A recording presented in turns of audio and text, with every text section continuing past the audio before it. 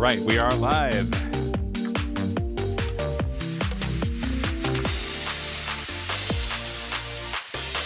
Awesome.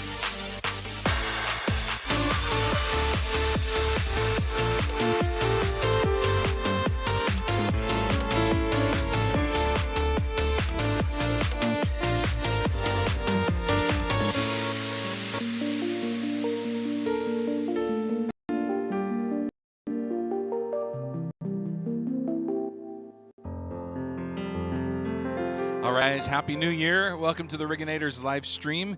Let's see if anyone is here. We've got, a bunch of folks. We've got Sandra and Linda. Happy New Year. Patty, Claudia, and then it says 3 other people, so it doesn't actually tell me your names. But I also see Rick is here. Hey, Rick. Steve, and glad you made it, Claudia. Mark is here in Tennessee. And Patty, hello. Gary, hello, Gary. Judy is here. Hi, Judy. Long time no see.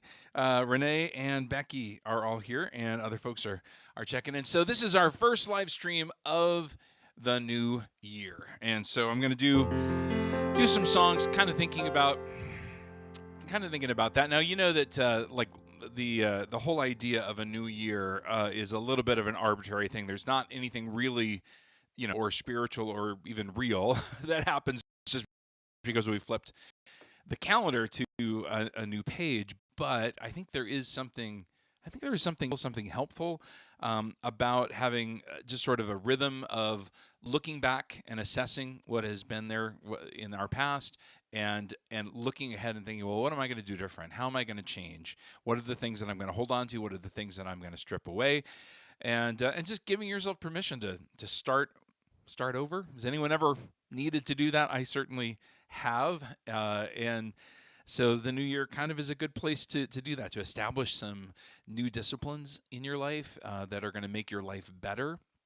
I don't know why I have such a hard time with certain things, but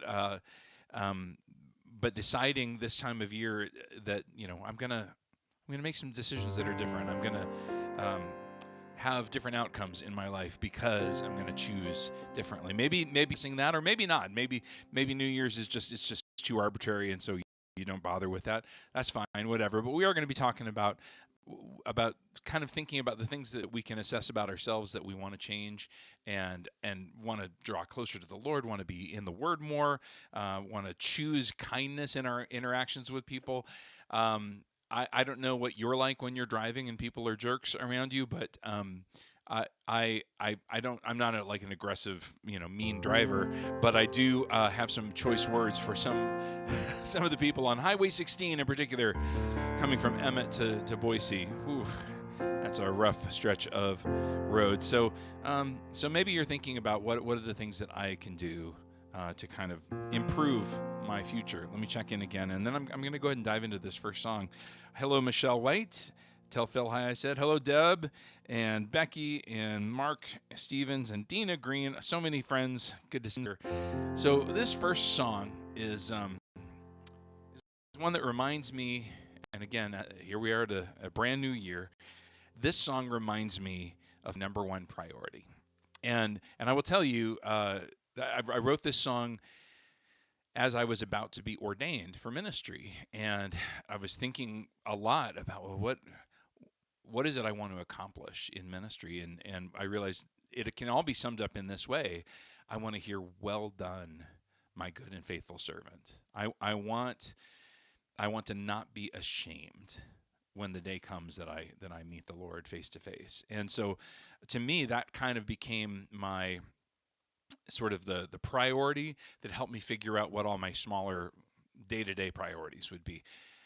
In fact, when I went through just a sort of a nightmarish time a couple years ago, the thing that I kept thinking about was, all right, I need to navigate this such a way that I'm not going to be ashamed later on when I look back at how I acted. And to varying degrees of success, I think I did it. But so this is a song comes from this album. The album is called Remember, and this came out, it's hard to remember all the dates. I think 2010 or 11, something like that. So it's like, 14, 15 years old, something like that.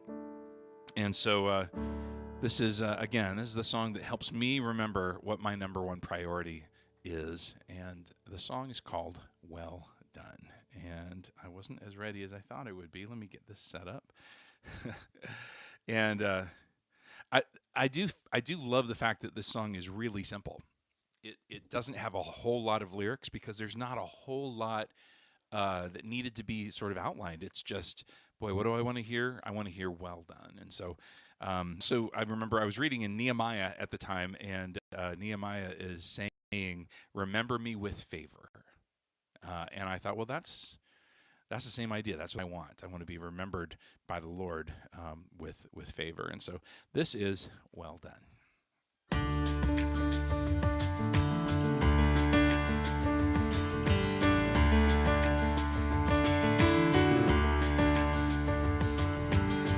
Remember me with favor, Lord. I want to be a man of your word. And on the dawn of that final day,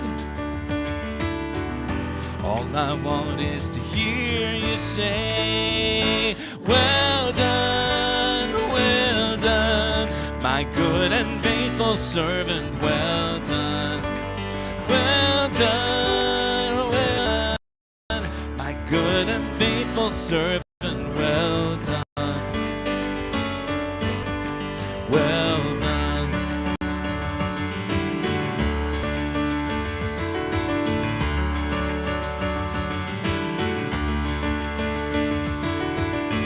Remember me with favor, Lord. I want to be a man of your word. And on the dawn of that final day, all I want is to hear you say, well done, my good and faithful servant, well done, well done, my good and faithful servant, well done, well done.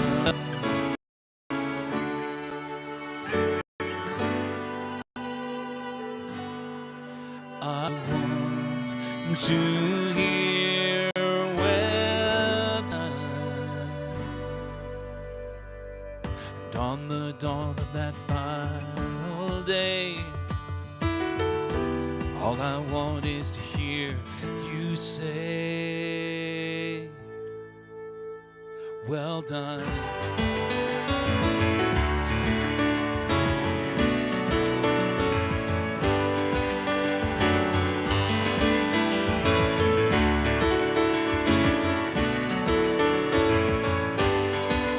Well done, my good and faithful servant, well done. Well done, my good and faithful servant, well done. Well done.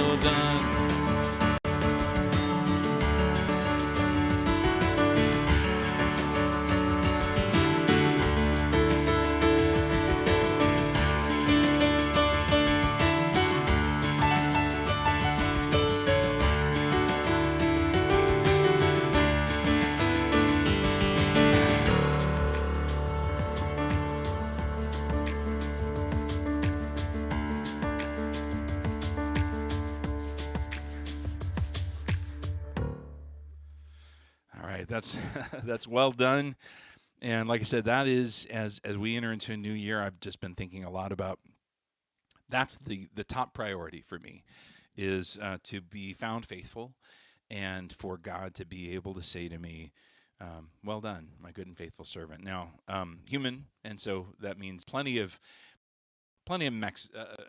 mistakes and screw ups and all of that, but it does help me identify what are the things that need to be my priority. What are the things that I really care about? What are the things that matter eternally? And a lot of times those things are not the things that seem the most urgent at the moment. So that is from this project called Remember that came out about 15 years ago.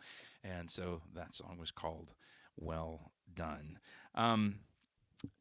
let me check in really quick, and then I'll talk a little bit more about the next song that I'm going to do. Let me take that off the screen. All right. Oh, we got a bunch of comments here. So thank you so much, everyone, for being here and for hanging out tonight and for commenting. It really means a lot when I see that you guys are commenting. And let's see. Thank you so much, Mark. That's awesome. Deb, I'm so glad that you're here. That's really cool. It was released in 2003. No, different one, Tom. And then, well, hey, Ronald Riggan. So we're gonna have. I don't know my family tree all that well, so I don't know exactly how we're except for the Riggan thing. And you're probably up in Washington, but good to see you here. All right, thanks, Michelle. And then Martha is here. Hey, Martha. Carolyn is here, and right. Okay, thanks, Thomas. Appreciate it. And Cleveland Quarter, hello. Sue, Margaret Warren, blessings around you, Scott, and those listening to you right now. Hallelujah. Awesome. Thank you. And hey there, Alice. Good to see you here.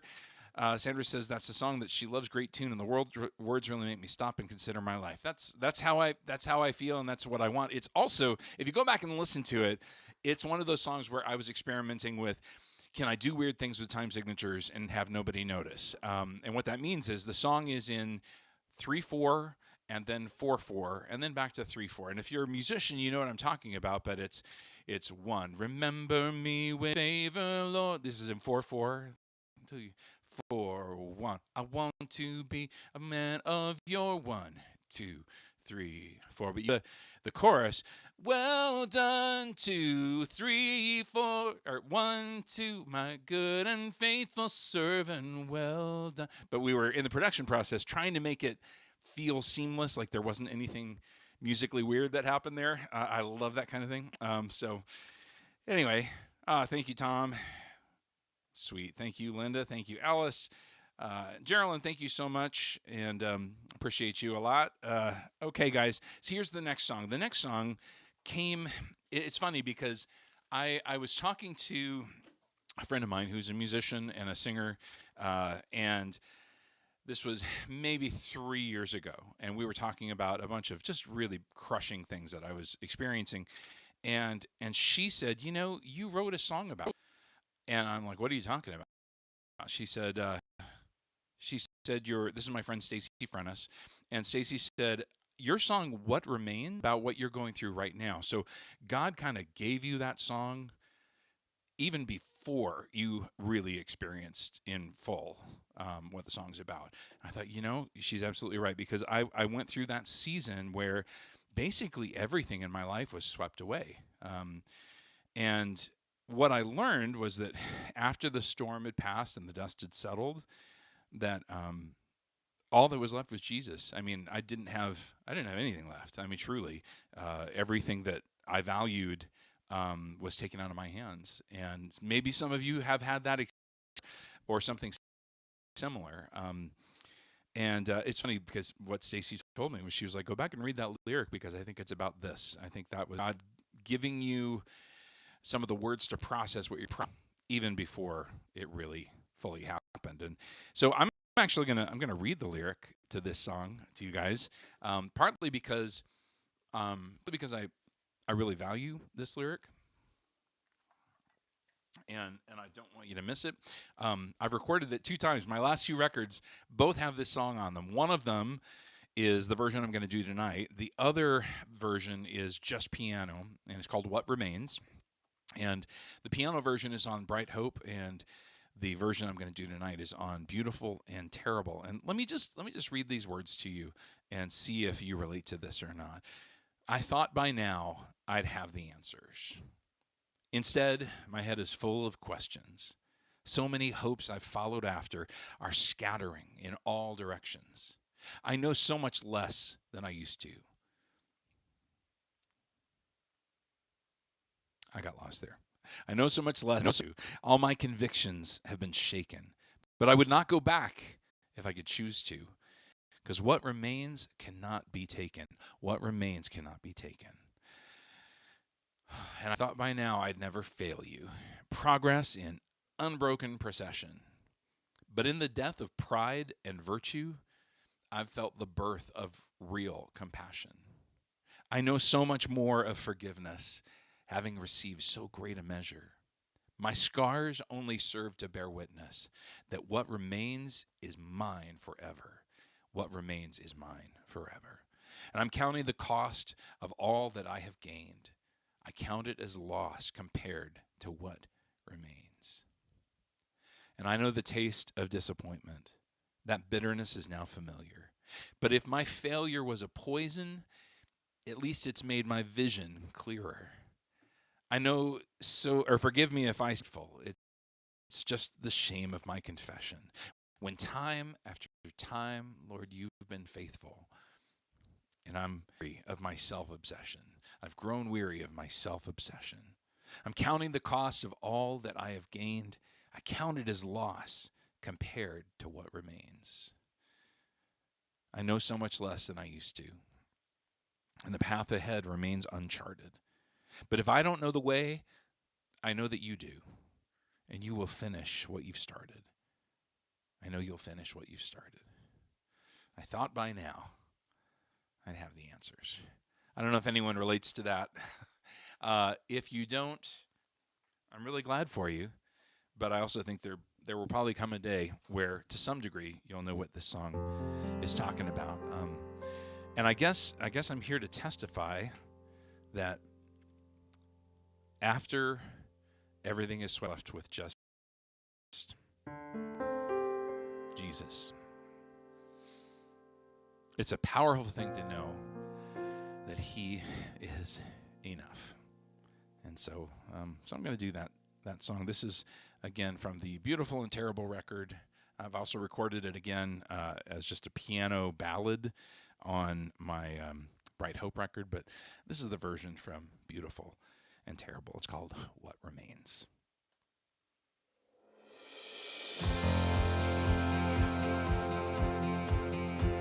I thought by now I'd have the answers. Instead, my head is full of questions. So many hopes I followed after are scattering in all directions. I know so much less than I used to. All my convictions have been shaken, but I would not go back if I could choose to. 'Cause what remains cannot be taken. What remains cannot be taken.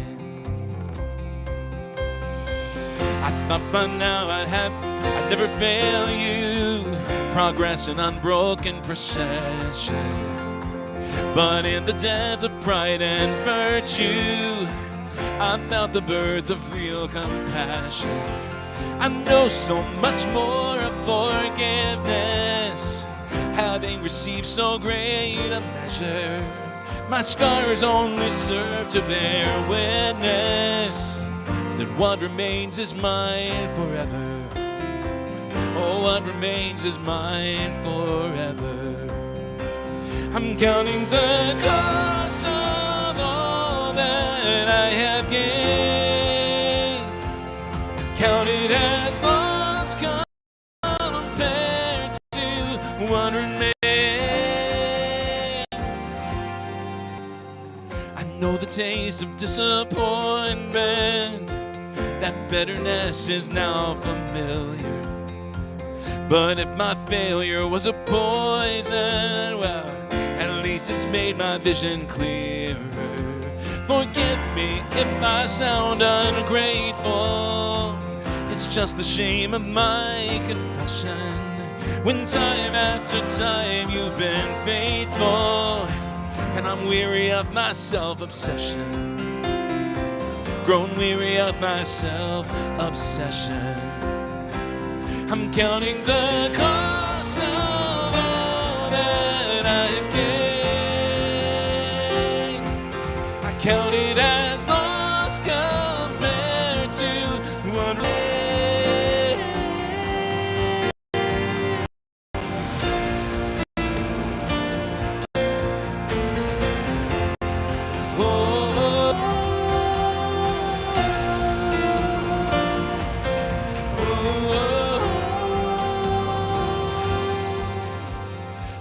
so much less than I used to. The path ahead remains uncharted. But if I don't know the way, I know that you do. And you will finish what you've started. I know you'll finish what you started. I thought by now I'd have the answers.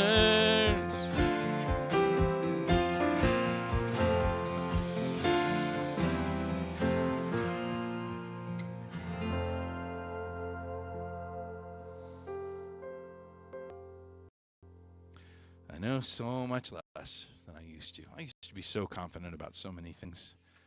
And after God did a lot of pruning in my life, just that discovery that, I don't know that much after all. And maybe you've experienced that. I don't know. Let me check in again. So, anyone relate to that? All right. Hey, Rock and Ron.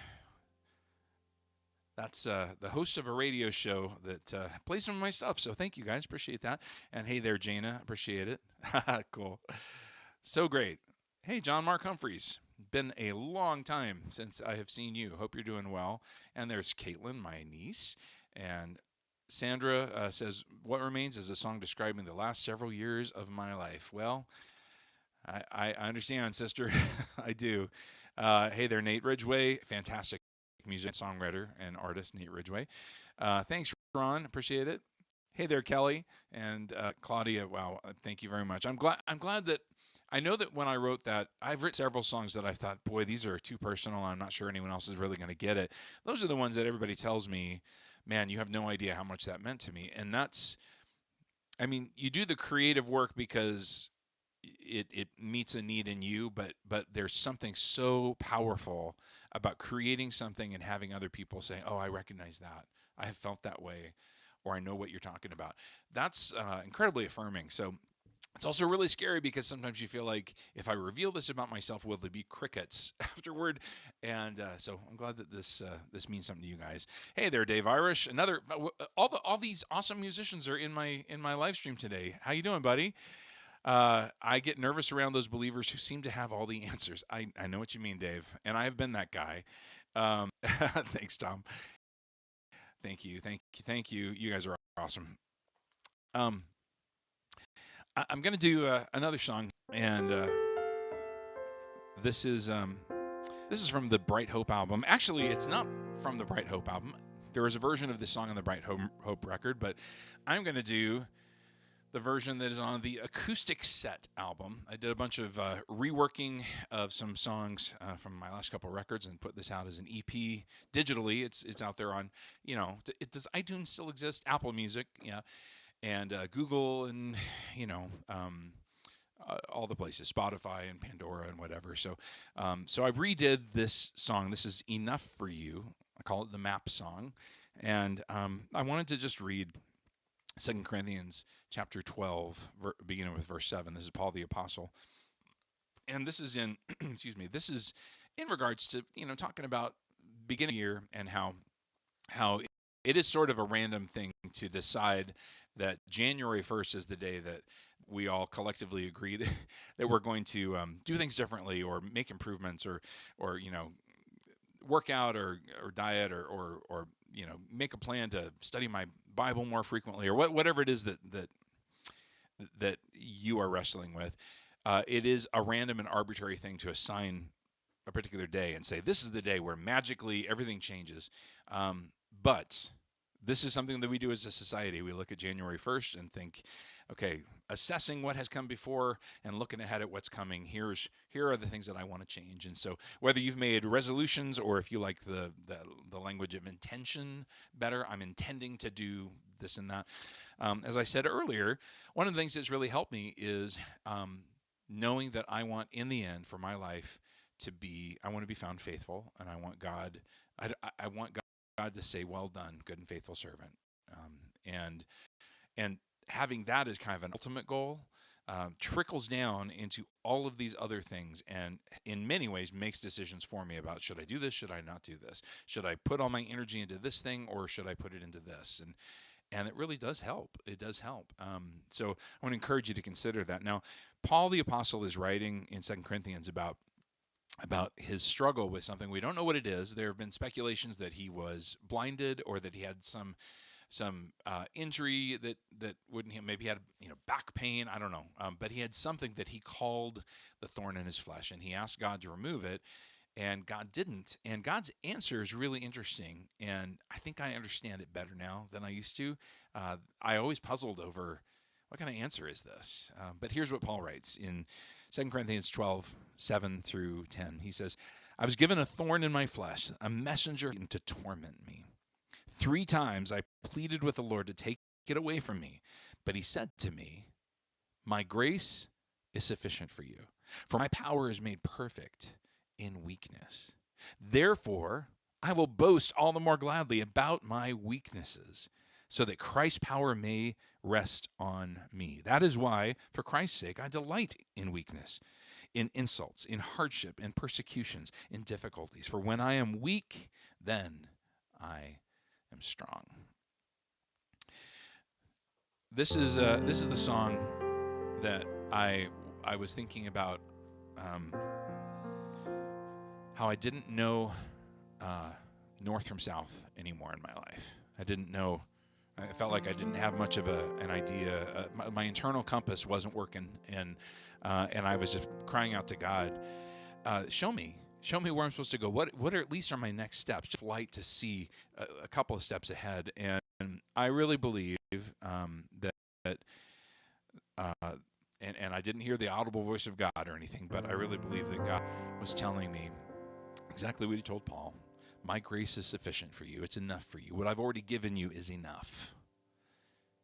My power is made perfect in weakness. And it gave me the sort of courage to say, okay, I'm going to just trust, even though I can't. I like to plan. I like to have a good idea of where I'm going. I'm a list maker. I'm somebody who doesn't like to wing it. And I feel like God, during that season of my life, was saying, hold on to my hand, and one step at a time, and we'll get where we need to go. And I was too busy thinking, but what if there's a cliff? What if I'm going to trip over something? What if there's some threat? What if I want to see? And his answer was, my grace is enough for you. And so that's what this song is about, and it is called Enough for You. And again, this is from originally from the Bright Hope album, but then I did a reworking of it as an acoustic song, and that's the version I'm going to do today. Again, thank you guys so much for being here. I'm going to do this song, and then I'll check in again with all the comments and stuff. But it does my heart good to see you here. So this is the song Enough for You.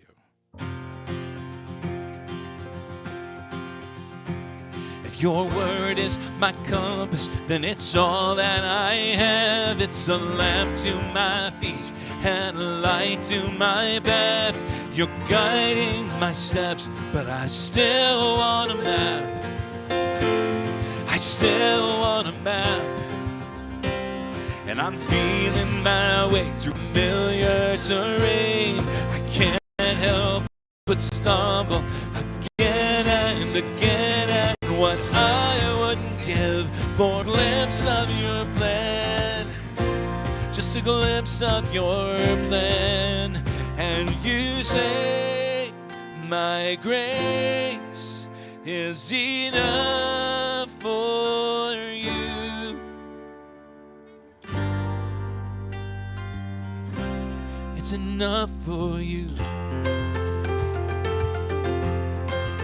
And I'm sure you're tired of my voice as I complain and confess, like I'm tired of these fears and this thorn in my flesh. But your strength is made perfect in my weakness, in all my weakness. Till you say, my grace is enough for you. My grace is enough, it's enough for you. I just want a signpost, a roadmap, a beacon get a clue which direction to turn and what I'm meant to do. Give me a landmark, a signal, a lantern burning bright, or a cloud in the day and a fire at night. A fire at night.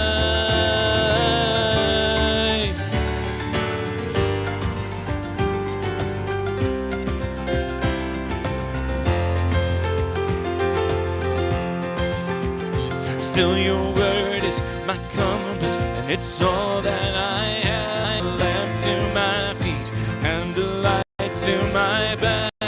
You're guiding my steps, but I still want a map that I will say, my grace, your grace is enough for me. Your grace is enough for me.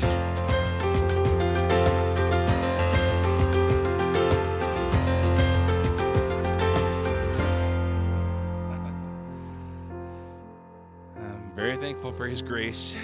I don't know about you. All right. Well, guys, we do these live streams twice a month. It's always on the first Thursday and the third Thursday of the month. If you're on my mailing list, you will get a reminder in your inbox. So if you're not on my mailing list, I encourage you to sign up. The link is in the description here. And if you sign up on my mailing list, you immediately get a free song download of a song just for you. So I hope you'll take advantage of that and become part of the email Rigganators. Let's see. So thank you, Cleveland. Appreciate that. And all right. Hey, Connie. Thank you. And awesome. Thank you all so much. Yeah. Well, Jana, I totally get it. Totally get it. Guiding my steps, but I still want a map. I know that that's the truth for me, and I still struggle with it so much.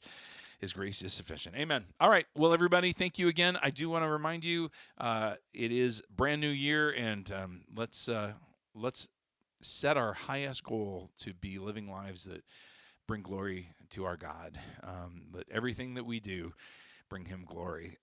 And I think that helps us to kind of figure out, well, what choices do I make?